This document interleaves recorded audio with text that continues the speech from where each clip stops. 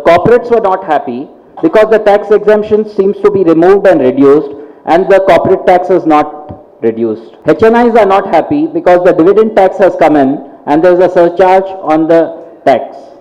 The jewelers are not happy because there is an excise duty on jewelry.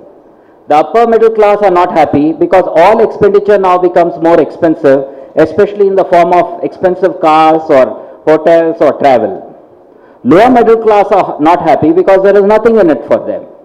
And the farmers are not happy because there is absolutely no handout given to the farmers.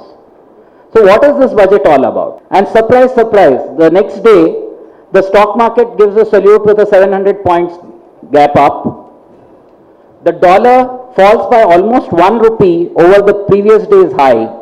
So what exactly is in this budget to warrant this type of difference? The simple answer, of course, which everybody has been talking about, is that the fiscal deficit has been kept at 3.5% in spite of a huge impact of OROP as well as the 7th P Commission. This has led to a huge expectation that the interest rates will come down, the inflation will come down, starting a very, very good cycle of investment, growth, and of course profit.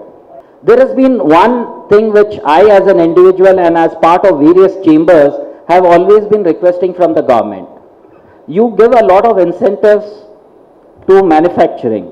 You give a lot of incentives with the sole aim that there should be more employment generation. And never, whether it is in the state or the center, have I seen any incentive directly linked to employment. For the first time, this government has linked incentives to employment, new employment, and ensured that the EPF will be paid back for 3 years by the government. I think it's a great step, and they should go ahead and even reimburse not only the EPF, but also the ESI and the gratuity. This is one form of incentive which cannot be misused, which will not distort the market and create a right incentive for getting more employment.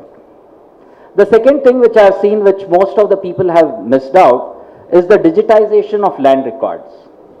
It is not very well known, but just if we have proper documents for land and we can ensure bankability of all lands in the country, the impact on the GDP has been calculated at 1.5% growth, equivalent to GST.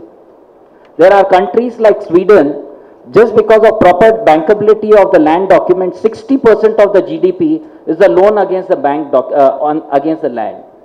Imagine what will be the value of the money which comes into the system if we have proper land documents which are 100% bankable.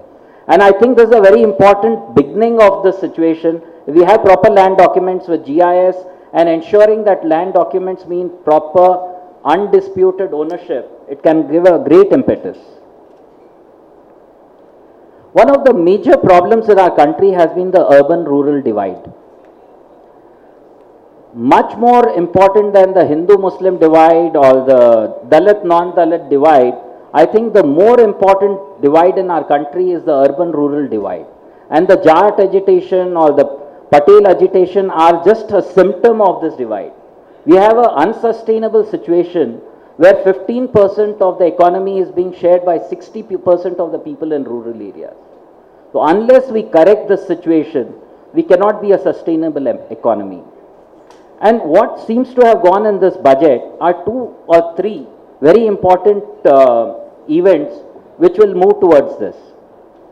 We have a very old saying which I call it Bipasha. Not Bipasha Basu, but it's a very nice acronym for Bijli, Pani and Sadak. So what have they done? Electrification of all rural villages in the next 2 years.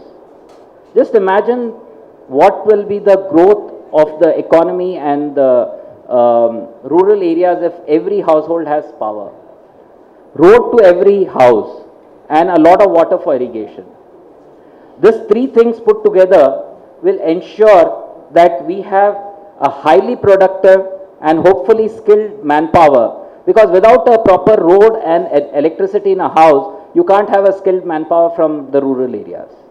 So these 3 things I think are the focus of this government, And of course, a lot of allocation has gone towards this. Hopefully, this will lead into the proper exploitation of the demographic dividend which our country rightfully deserves.